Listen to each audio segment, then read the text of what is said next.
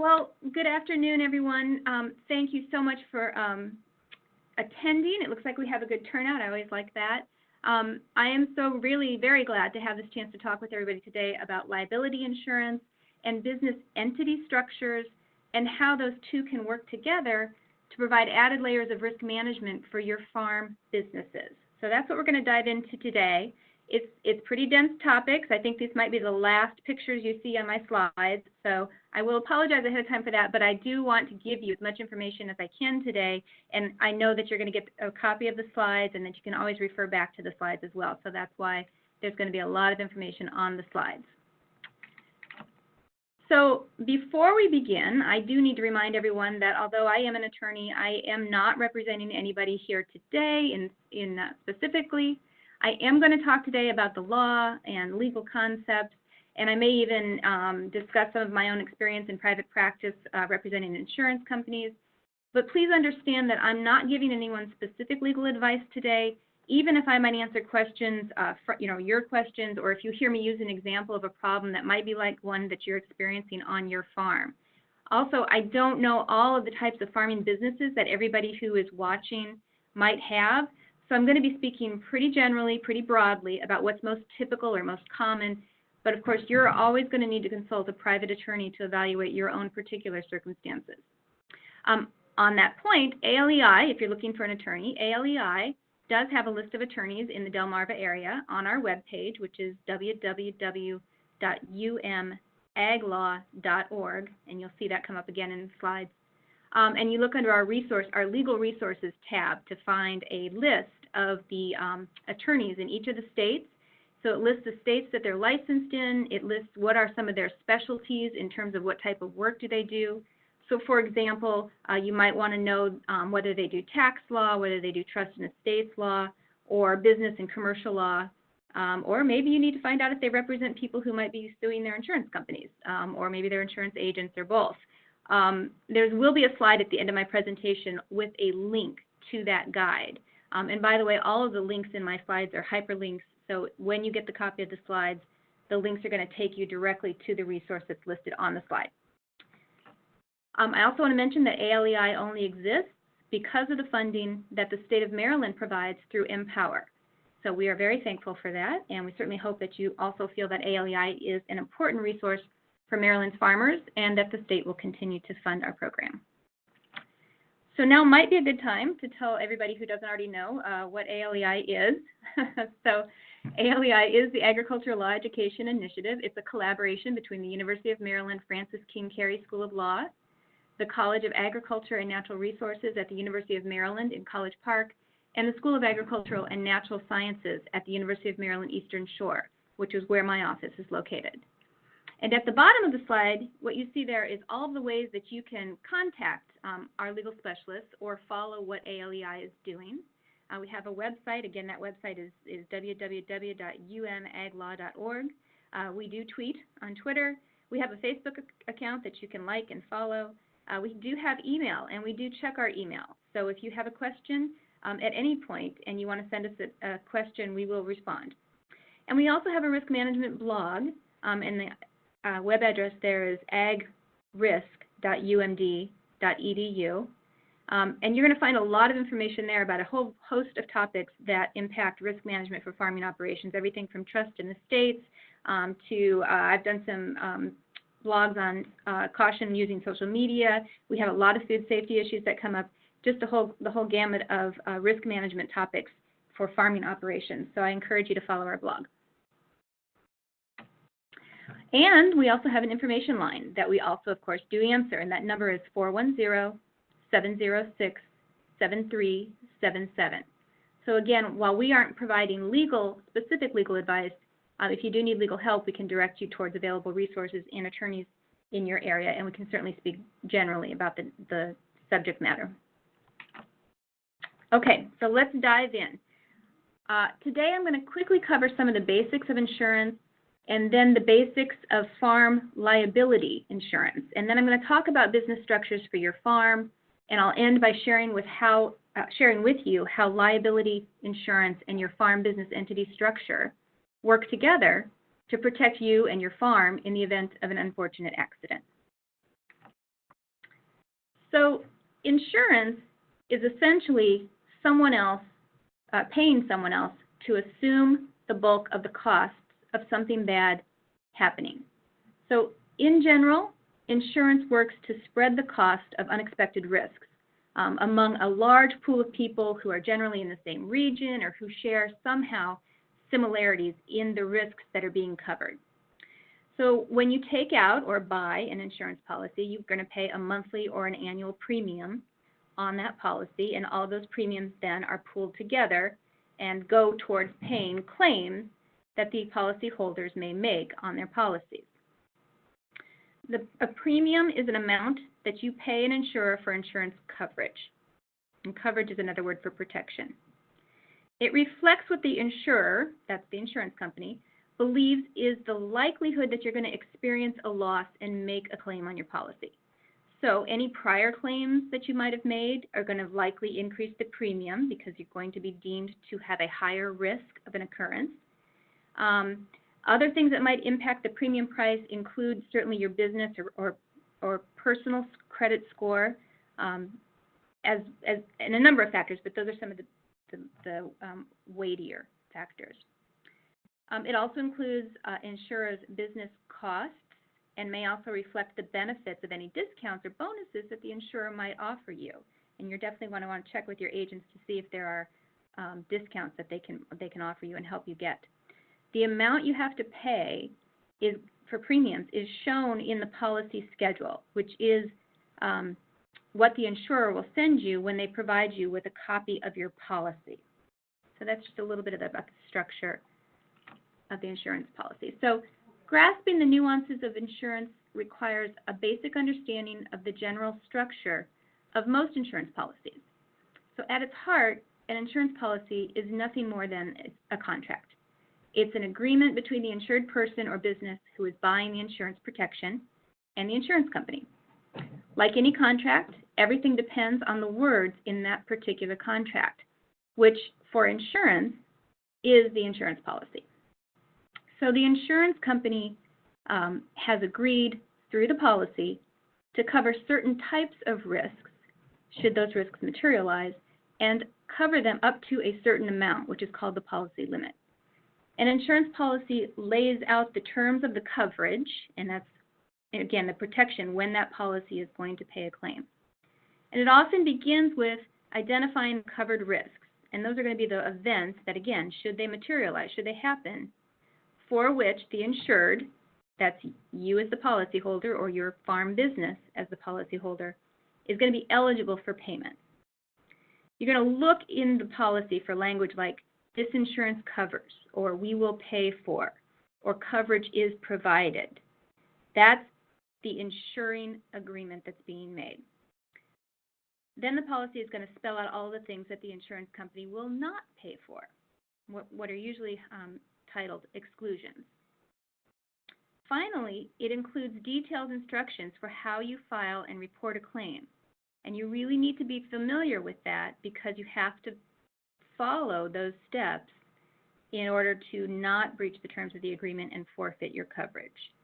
So I'll talk a little bit more about that later, but usually it's things like it has to be that you have to notify the agent or the insurance company within a certain period of time after an event occurs, and maybe by a certain means, either through electronic means or written means or phone calls, whatever is stated in the contract. The insurance policy also has payment limits, and these limits come in different forms. So liability coverage is going to have something like a total liability limit. Usually for a business liability insurance policy, the limits are going to be somewhere around $1 million for one loss occurrence and $2 million for an aggregate of the losses that occurred during the policy period.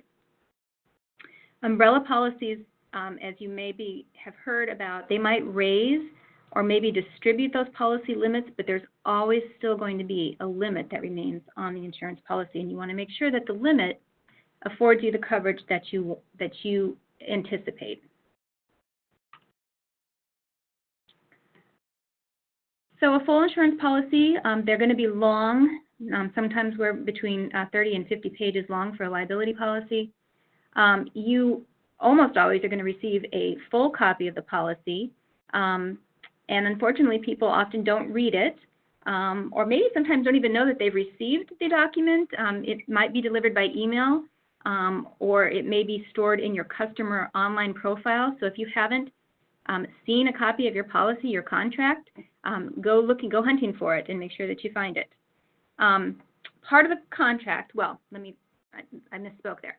Often there's going to be at the very first, or at the cover of the contract, what's called a declarations page. And the declarations page is not part of the contract. Don't let anybody tell you it is. What it is primarily a listing of what coverages are included in the insurance agreement. And it usually gives you then a list of the form number that is associated with the terms in the contract agreement about what the coverage is. It will also identify, the declarations page will also identify the limits of coverage for each loss occurrence. So after the declarations page is where you're going to find those forms that are identified and listed by form number on the declarations page. So what you want to do when you get your policy is you want to check the declarations page and make sure that the forms match the ones that you have, right, in the body of your contract, so to speak. You're going to make sure that you have all of the correct forms that are listed on the declarations page. And you can't really rely, I mean, people, insurance agents and brokers, they're human beings, they do make mistakes, so you can't necessarily rely on your insurer or your broker to have sent you all of the correct forms. So you do need to make sure that you match up what's on the declarations page with what's in your contract. And you also want to double check and make sure that the declarations page includes the right policy period. Liability policies are typically a year in length. Make sure that you have the right policy period for the coverage. Okay, so let's talk specifically about farm liability. That was the basics of insurance, liability insurance. Let's talk about farm liability insurance. To understand what liability insurance is, it actually is more helpful to think about what it is not. So liability insurance is not crop insurance. Crop insurance and livestock insurance cover the farm from significant yield or revenue losses that are caused by a natural disaster, and it's usually issued out as part of the federal crop insurance program, or you can get private hail insurance coverage, things like that. But liability insurance is not crop insurance. It also is not first-party property damage or loss insurance. Think about something along the lines of your homeowners insurance. That's first-party property damage or loss insurance. In this case, it would be any kind of structure that you're seeking insurance to cover damage to the property from things like weather events, fire, theft, or vandalism. That's first-party property damage or loss insurance, and that is not liability insurance. Also, liability insurance is not health insurance, nor is it life insurance. So, if you're in the business of growing food, no matter whether you're farming hundreds of acres in a rural county or your farm is situated on the roof of a downtown building, then you can probably understand risks like extreme weather events, and that there is crop insurance for farms that suffer crop losses because of large storms like hurricanes or from severe hailstorms. But there are a number of other unfortunate incidents that are common risks that can occur anytime on a farm, which are not weather-related and which can financially flatten a farm just as quickly as a natural disaster. These are things like injuries to employees, including perhaps family members who work on the farm, or injuries to customers or service providers who may come to your farm, or damage to a guest's property, like maybe their car gets damaged while they're at the farm due to a piece of equipment blowing across the field or something. Or you could even imagine someone getting a foodborne illness from a food that may have come from your farm. Liability insurance is what provides protection against those kinds of risks. Risks of injuries to guests and customers, worker injuries, and retail and wholesale liability. So liability insurance, it's sometimes called third-party insurance, and it covers the policyholder's liability to others. It normally protects the business in two ways. First, by paying the cost to defend the business against accusations that are made that might be made by others, third parties. And second, by paying any legal judgments or voluntary settlements that may be adjudged against the policyholder, the business. General liability insurance covers property damage to someone else's property. Again, maybe a greenhouse comes loose and it's blown into a customer's car. It also covers personal injury claims, and those would be bodily injury claims, like someone slipping and falling at your farm. Product liability insurance protects against problems with the products that a vendor is selling. For instance, someone contracting a foodborne illness from a food that's grown on or processed on the insured farm. So how can farm liability insurance help your farm business? Well, liability insurance provides that financial protection when somebody may file a lawsuit against you or your business, whichever is insured under the policy. It typically pays for or provides you with a lawyer to defend you or your business against the lawsuit, and it will pay any damages then that might be awarded against you or your business if they're covered under the terms of the policy. Insurance, of course, can't stop something from happening, but if something unexpected does happen that is covered by your policy, it means you won't have to pay the full cost of the loss. And that means that if something goes wrong, you're much less likely to have to drain your savings or your investments. Maybe you're less likely to have to borrow money or ask family or friends for financial help, or to sell off assets to pay for repairs or building or outstanding debts. You won't have to rely on assistance from governments and community groups that usually only help in disaster situations like floods or fire, where the assistance might not reflect the extent of your loss. So you may not help you to rebuild your farm or your life. You need to remember that anyone can sue you for anything at any time. Even if the claim is frivolous and gets dismissed, you're still going to spend money on lawyers, and a liability policy will help pay for your defense costs.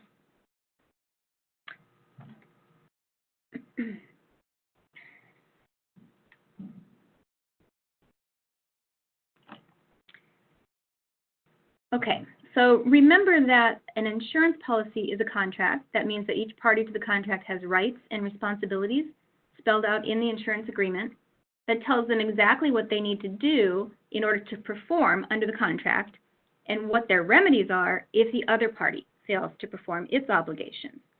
So your rights and your obligations under a liability policy, first of all, you have a right to indemnity. That means you have a right to have your legal costs, including your defense and expenses, paid for covered claims. You have a right to settle any reasonably clear claim that's brought against you. In other words, you have a right to have the insurance company pay a settlement for what is a reasonably clear claim that's brought against you. You have a right to a notification if your insurer should become insolvent, which does happen sometimes. And you have a right to a notification of any termination of your policy, and then you will have a right to appeal the termination and an opportunity to cure any breach, any cause for the termination. If the insurance company mistakenly didn't count your, says they didn't receive your premium, but in fact they did, and it was an oversight, and they canceled your policy, you have a right to appeal that and to cure that breach. Your obligations under the policy are certainly, of course, to pay your premiums on time. You have an obligation to be honest in your application for coverage. You have an obligation to keep your insurance company informed of any changes to your business operation, because that's, of course, going to impact the risk, right, that comes with your operation. And you have an obligation to cooperate with any claims investigations and to cooperate in any defense in litigation that might be brought against you or your farm as the insured. So the other party in the contract is the insurance company, and they also have rights and obligations. Those are mostly the inverse of the rights and obligations that you have. An insurer has a right to receive premiums on time, and they have a right to have your cooperation in claims investigations and defense of the lawsuits. The insurer has an obligation then under the contract to defend you, to indemnify you should any damages be awarded against you, and they have a duty again to settle a reasonably clear claim. Okay, so the types of liability coverages, because there's different types of liability coverages. This is dense, I'm not going to read it all to you, but the first type of liability policy is, and the most common, is a commercial general liability insurance policy. This covers bodily injuries, property damage, and a handful of losses that could occur as a result of the operation of your business. There's all kinds of additions that you can get, addendums, and that you can get put in to your general liability insurance policy. It also does extend the farm's liability coverage to a broader set of circumstances, which does include off-farm sales and coverage for things like indemnification and recall costs. You definitely want to discuss with your agent, again, how you operate your farm business and whether you might need off-farm coverage. The main purpose of this insurance, like most liability insurance, of course, is to protect the organization that owns the policy from losing all of its assets if the business is sued. If you're leasing your space, if you're leasing your farm, it may be likely that the leaseholder, excuse me, the landlord is going to require you to have the insurance. I think that's sometimes regardless of whether you have buildings on the property that you're using or not. They may ask you to have your policy, the farm's policy, add the landlord, again using that term, as an additional insured to your commercial general liability insurance. Typically there shouldn't be an extra cost with that, and your insurance provider should be able to accommodate that. There's other requirements that some buyers have. Some grocery stores and wholesale distributors may require you to carry commercial general liability insurance policy, especially maybe with a product liability coverage. And also, I think people need to understand that both nonprofit and for-profit businesses should have general liability coverage to protect the assets of the organization. Some people don't realize that nonprofit organizations can also benefit from the insurance protection. So how much does commercial general liability insurance cost? Well, it's going to depend on the type of farming operation you have. The more risk to other peoples, to third parties, is going to raise, of course, the premium costs. Are you running an agritourism farm with lots of different kinds of farming activity, or are you maybe farming in an urban area? Those are all things that are, of course, going to be weighed into the risk variables and will be reflected in the premiums. There are some options. I don't know how many people are running small nonprofit farms, but if you are running a small nonprofit, you might ask an existing nonprofit organization to sponsor your project and maybe include you under the umbrella of their general liability insurance. Another option sometimes is to contract a land trust in your state. Contact a land trust in your state. Sometimes those organizations offer discounted insurance packages for members. What I want to really stress to you here is that you want to shop around and see what kind of affordable options might be available for your farm business. So we talked about commercial general liability as one type of liability policy. Another type of insurance that can also be purchased separately or can be part of your commercial general liability policy is the product liability insurance. And this, again, protects you if a customer may get sick from your food product. So whether you purchase this type of insurance is going to depend, of course, on what type of food you are providing and the level of risk that might be associated with that product. Usually, if you're selling produce or value-added products, for example, you're selling sweet corn, if you're selling produce or value-added products that aren't eaten raw, so for instance, sweet corn, it's usually cooked, right? It's not eaten raw. Or you're selling cooked items like bread or granola, your risk might be low enough that you maybe can forgo this type of insurance. But if you're selling produce that is consumed raw, or you're selling animal products like cheese, that product liability insurance might be much more appropriate for that business. Some commercial general liability, So as I mentioned, you might want to check into, again, if you think you need product liability coverage, you might want to see whether it's affordable to package that into your commercial general liability policy. Okay, so those product liability insurance and commercial general liability insurance were two types. A third type of liability insurance is commercial automobile insurance.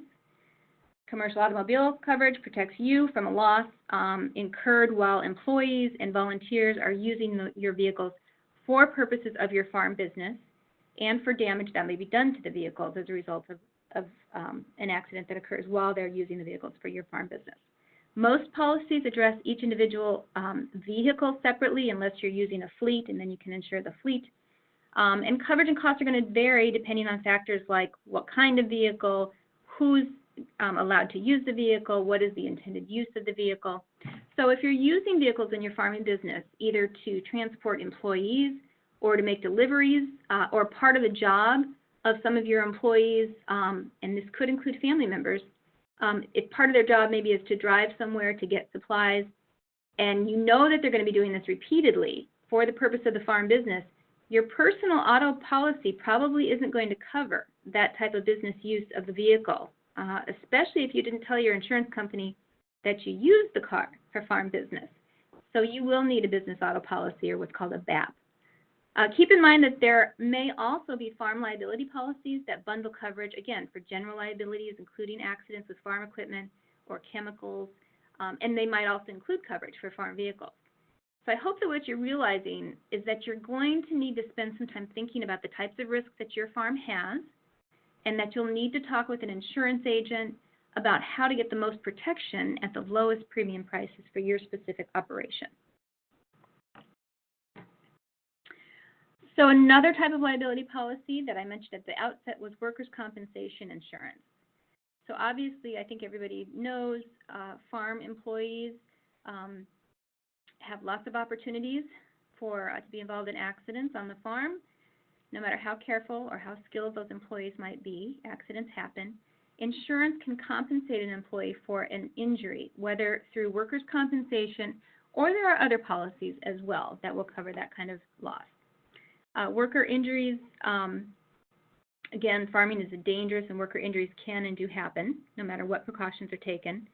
The most risk-averse approach, so minimizing the risk, right, that might come following an injury to a worker, is to carry workers' compensation or other insurance to cover those injuries for all of your farm's workers, including employees. And what we sometimes forget about is our interns and maybe our volunteers that work on our farm. And that's whether workers' compensation is required by law or not. So if a farm doesn't carry workers' compensation, the farm should explore other options because if your workers are injured, either the worker, or if they have private health insurance or federally funded health insurance, those health insurance companies might sue the employer to recoup the medical costs that are paid to treat the injuries to the employee if they were injured doing their job. A commercial policy may offer coverage for part-time and seasonal workers as well. For year-round employees, finding coverage other than workers' compensation can be somewhat difficult, just to let you know. Volunteers, in general, if you're working with volunteers, it may be beneficial to cover volunteers in your workers' comp plan to eliminate the potential for tort claims that are brought by injured volunteers against employers. Work comp for volunteers, you should know, is not mandatory in most states, and some states won't allow workers' comp to cover volunteers. In Virginia, for example, volunteers are not considered employees, thus they can't be covered under the state Workers' Compensation Act. So you need to look into how your state considers volunteers for purposes of workers' comp insurance. Also, remember, if you have interns working on your farm, you're going to want to check with your insurance agent and make sure that interns are covered either through the workers' compensation or through the farm's liability policy. Depending on the nature of the work that's performed by interns, they can fall through the cracks of insurance, and it may be worth it to purchase workers' compensation coverage even if it's not required by the law. So I just want to stress here, again, I'm speaking to Maryland law. We may have people who are in other states that are listening, and you'll want to check with your own state. But in Maryland, if you have at least 3 full-time employees or an annual payroll of at least $15,000 for full-time employees, then you are subject to Maryland's workers' compensation insurance law. And the cost of lodging, meals, and other benefits that are provided to employees is included in that $15,000 cap. An employer who fails to comply with Maryland's workers' compensation insurance law may be subject to a penalty of up to $10,000. And you'll see a link there that has information from ALEI, one of our publications, that explains to you more about Maryland's farm internships and labor laws.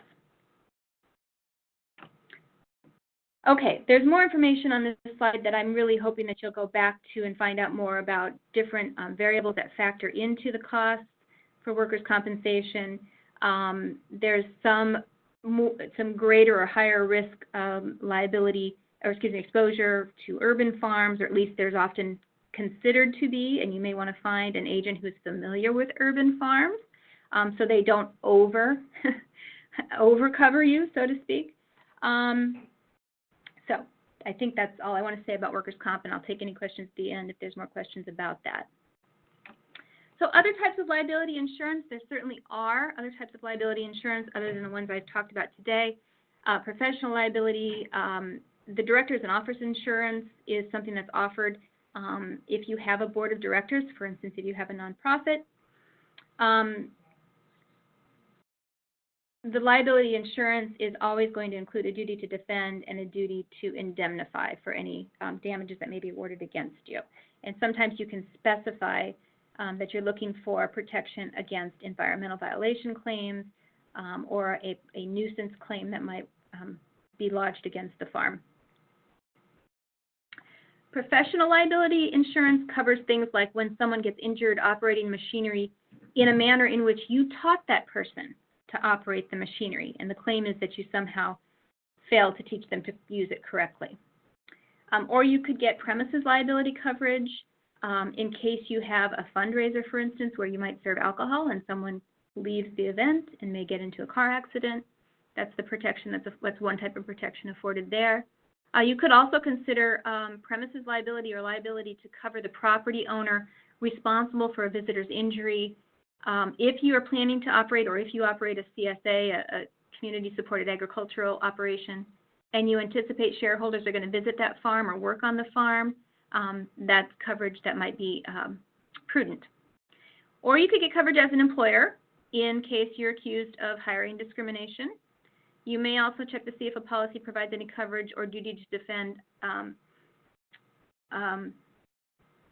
Well, I said the nuisance claim or maybe an environmental violation. So, okay, moving along. Hanging with me here. Just because, though, that you can buy all of those different types of insurance that I mentioned doesn't necessarily mean you should. You could go what's called insurance poor by getting, every coverage that's available. So how do you decide what to get? You're going to really want to work closely with your insurance agent and your attorney. Your insurance agent should definitely be making visits to see your farm operation and understand what are the potential risks. An insurance package might be assembled from, like I said, maybe several options, including a farm liability policy that includes different endorsements, or maybe it's a commercial line of insurance, again, that has specific endorsements attached to it. Different insurance companies are going to offer different options, so it's really impossible to prescribe a perfect solution that meets everyone's unique needs. You're going to have to spend some time with this. And your decision should be considered based on your assets and the degree of risk that's involved. In other words, how likely is the loss? How likely is it that the loss is going to occur? And if it does happen, what are going to be the potential liabilities? That's some of the things that you're going to need to consider. Okay. Other considerations is, how does land affect your choice? If we're talking about farm liability coverage, how is the land going to affect your choice? So the type of land that you're using is also a factor to consider when deciding what kind of insurance you might need. So, for example, again, if I work with urban farmers who may be growing on someone else's private property, in some instances you might be able to use the landlord's homeowners insurance to cover liability, but usually that's going to be very limited. So that farm might want to get its own liability policy.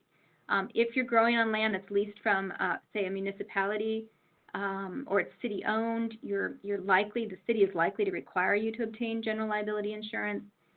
If the land is owned by the farm itself, or maybe it's leased from you by the farm business, and you're the landowner, then commercial general liability insurance could be important, particularly to separate, right, and protect your personal assets and the assets of the farm business. If you are farming on government property, again, if you happen to be an urban farm, there may be more requirements, and I'll refer people back to this slide if you have an urban farm, or to contact me with more questions about that. A lot of people say, you know, what about my homeowner's insurance? Why doesn't that protect me? Basically, homeowner's insurance includes personal liability for the homeowner on the premises. Business operations are going to usually be specifically excluded in your homeowner's insurance policy. And coverage limits that might be available for personal property that you might use for business, those may only extend, right, to protect up to maybe a couple $1,000s, and it may not be sufficient coverage for equipment or whatever you might be wanting to cover. Some homeowners policies, you know, you have to shop around. They will have endorsements that can be added. Those are modifications to the general policy that either add or maybe even exclude coverage. So there's different endorsements. Often they're the same kind of endorsements available in many states, and they're going to either, you know, you're adding coverage, they're either going to increase the price of your homeowner's policy, or you're going to exclude coverage, and may help, well, at least make it clear to you what protections are afforded under your homeowner's policy and which ones are not. So make sure that you're reading all of your policies, not just your business policies. How does your farm operation affect your choice of liability insurance?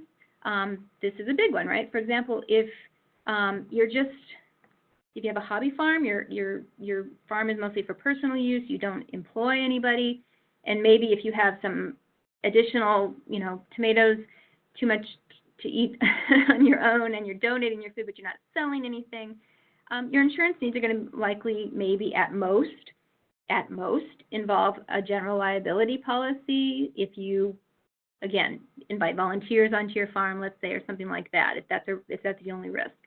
On the other hand, if you have a commercial model where you're growing food to sell, then you may need to consider a general liability policy, as well as workers' compensation and product liability, and maybe commercial auto coverage. So again, your operations are going to greatly affect the choice of liability coverage that you're going to need. I encourage everybody here to always contact other farms that are in your area, or farms that you see that are similar in size. Also consider the land type and the number of volunteers and employees that those farms are using that might be like what you're going to do, to see what they're doing to ensure their operations. Reach out to your farm networks and ask them what types of coverages do they have for their farms. Ask them to steer you to a good insurance agent, or consider getting some assistance for recommendations from Farm Bureau, from your Farmers Market Association.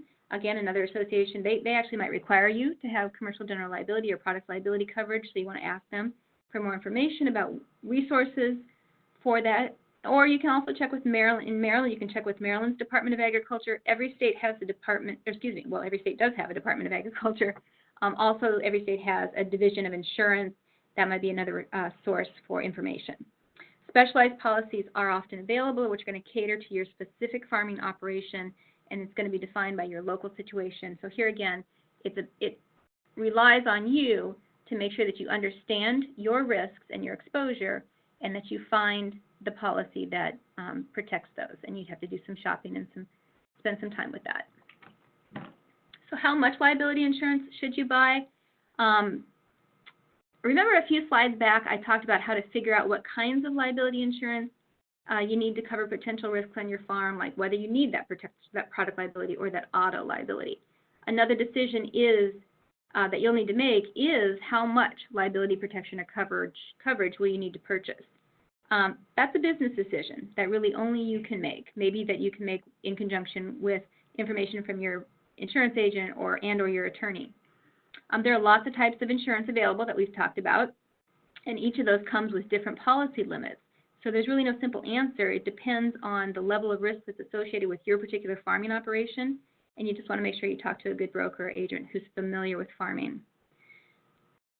I have a list there of some of the questions that you want to refer back to that will get you going and looking at seeing how much coverage you want to get. And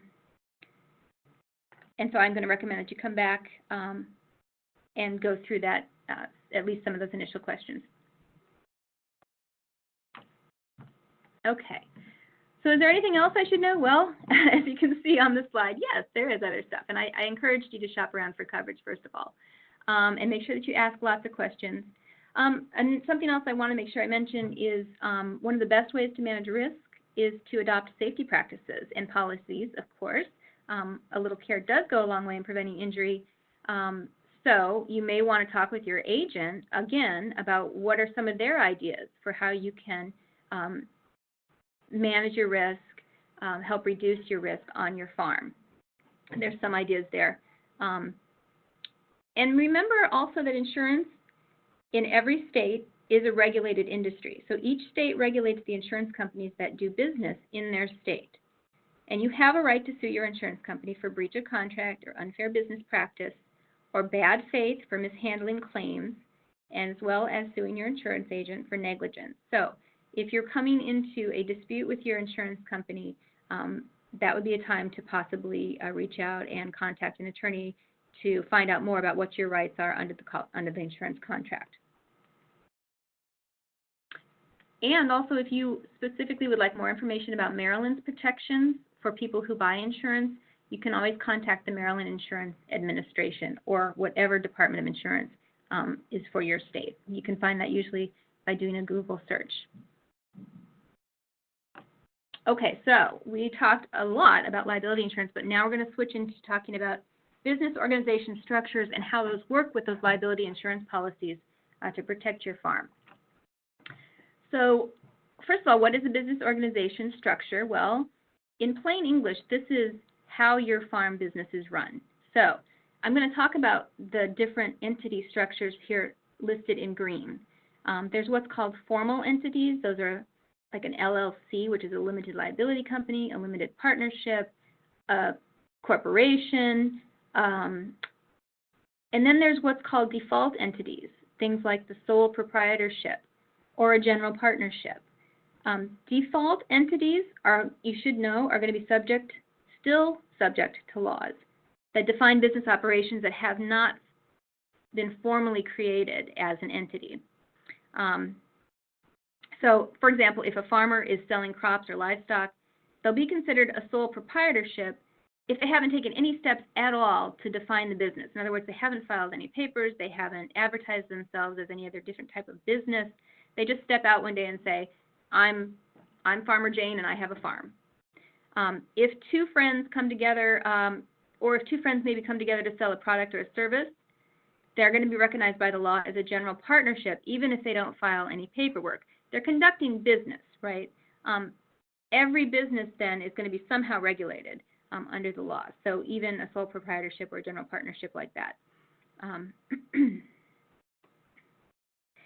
And every business entity carries legal implications that are going to help define the way that that they're taxed, and is going to answer the questions then under the law of who has which rights and privileges, who has the authority to make decisions, when and how owners can draw on profits, and who's liable then for which decisions and which actions. Excuse me. Taxation, rights and privileges, and liability are the three driving forces for many farmers in choosing which entity to use for their farming business. The purpose or objective of the farm operation may also come into play, and you'll see that there's also a B corporation. That's usually a benefit corporation is an opportunity for a business form, and that is available also in most states now. Is the farm going to be driven primarily then by making profits or to do social or environmental causes? Those are things that you want to take into consideration. Also take into consideration succession planning, because that's also going to be key to considering which entity to choose. And I will tell you, I'll do a little advertising here. ALEI does a lot of programming on succession planning for farmers, so be sure you look for those programs. So what is the benefit of putting my farm into a business organization structure? I'm focusing today on the basics of how putting your farm into a business organization structure may help to protect your personal assets and to protect your farm. I'm not going to go into all the tax implications and formalities of establishing and maintaining each type of business entity structure. It's vital that you work with your attorney and your tax preparer to gain a better understanding of how these organizational structures could impact your tax or your succession planning situation. The decision to form a business entity should be well calculated. It should be planned based on the uniqueness of your situation and operation. But what I am going to talk to you about, and you can go back and find a lot of information again in my slides about all those things that I'm not going to talk about today. What I want to talk about is how the benefit of putting your farm into a business organization works in conjunction with the additional layer of protection that a liability insurance policy will afford you. So in terms of the most significant benefit, as I highlighted here, of having a formal business entity structure is that the owner of the business, their personal assets will be protected from the business's liabilities. It means that if the business incurs debt, right, either through a lawsuit or some other, through a contract or something, and is not able to pay its bills or to pay the damages if somebody, again, sues it, the business owner's personal assets, such as, for instance, whatever it may be, vacation home, personal home, whatever, individual bank accounts, those can't be touched by creditors or by the court to pay off the business's debts. Okay. So basically, well, I'll leave it there and let you guys read through that. So I mentioned here also in this slide that other ways that putting your farm into a business organization structure can benefit you is a formal business entity structure can be a help when a business wants to raise funds from outside investors. A lot of times investors will be looking for more formalities. They want to know that the business has protected its assets. On the other hand, traditional farm lenders, we have heard that, for instance, FSA, sometimes they can raise concerns about farm businesses being organized as LLCs or corporations. Usually you can resolve those concerns by working with a lender to show that you have the same fundamental organization as a sole proprietorship or a general partnership with those additional benefits, actually, of protection through a formal entity structure. Okay, and I mentioned that having a formal business entity can sometimes help in succession planning.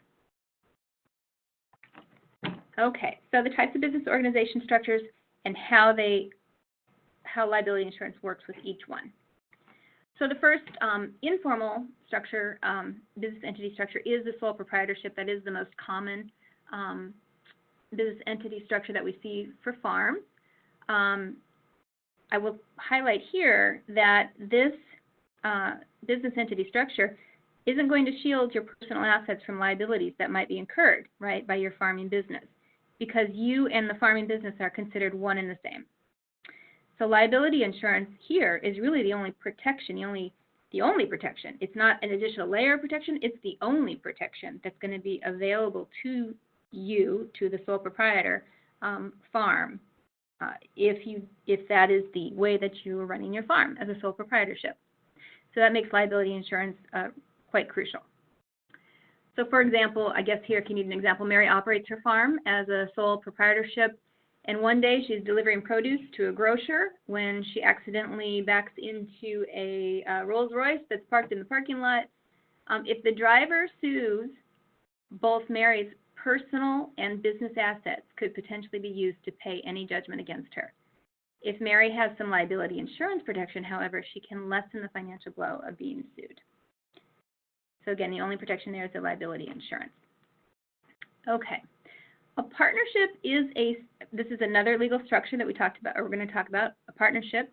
A partnership is a separate legal entity that's created by two or more individuals who each contribute money, capital, or equipment, and or skills, some kind of trained, skilled knowledge, and they share then in the profits and in the losses. Partnerships come in two forms. They come in general partnership and limited partnership.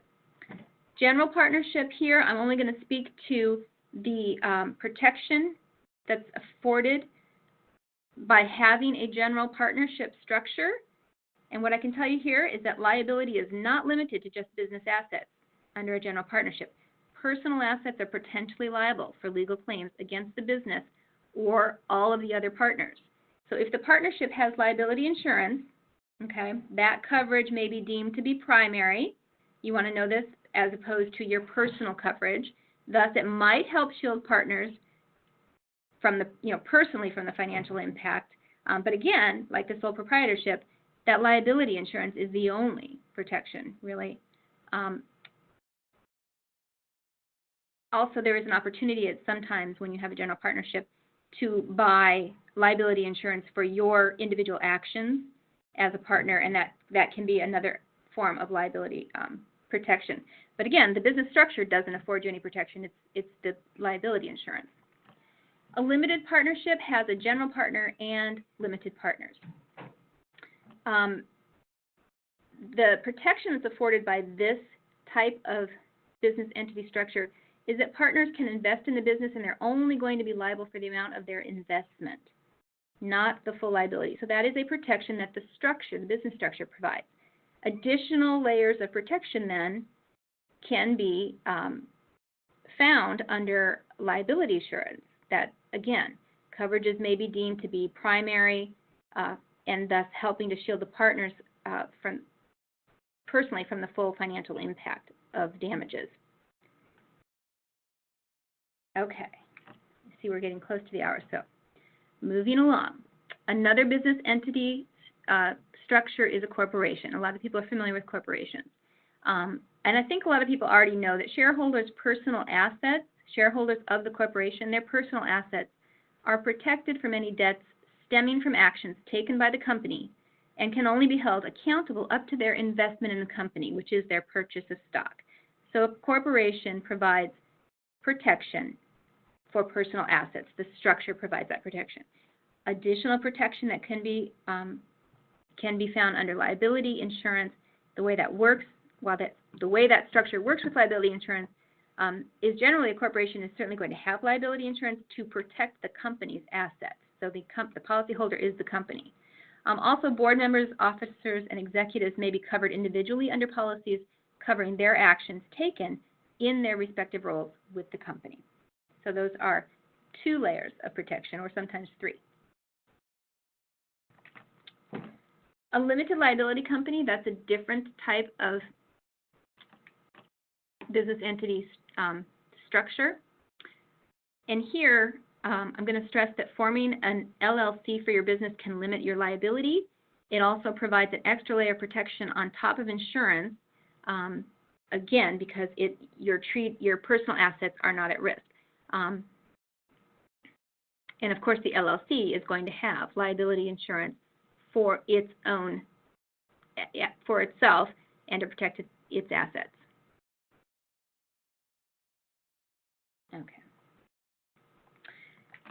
Okay, I do have to move through this a little more quickly. So a cooperative is another form that we see some farms operating under. The cooperative does have to register as a legal structure. They have to pick some kind of structure, an LLC, a corporation, whatever. And that's an advantage then, of course, in terms of limiting the member's liability, because those same protections, as I talked about, that are afforded under an LLC or a corporation or whatnot, are afforded to the cooperative members. Depending on the structure, the cooperative may then have liability insurance itself, again, to protect its assets, and members may seek coverages depending on their responsibilities within the structure. So again, you may have something like an officer's errors and omission coverage or something like that will protect their actions in their roles as maybe a member, controlling member. Okay. Oh, I didn't realize how close I was to the end. So I wanted to remind people that you can go to ALEI's website. It's here at the link, and you will find then a directory of services, legal services, that's going to include information for attorneys in the Delmarva area. It's not just Maryland. It includes attorneys that are licensed in Pennsylvania, Virginia, West Virginia, I think even, Delaware, Maryland. So, all right. I think with that, I will stop sharing my screen. Thank you, Nicole. That was a lot. Yeah, I know it was. That's great. I do hope people are encouraged to return and dig a little deeper. Yeah, as of right now, I'm not seeing any questions, but maybe we'll give them a about 90 seconds to see if any of them come through.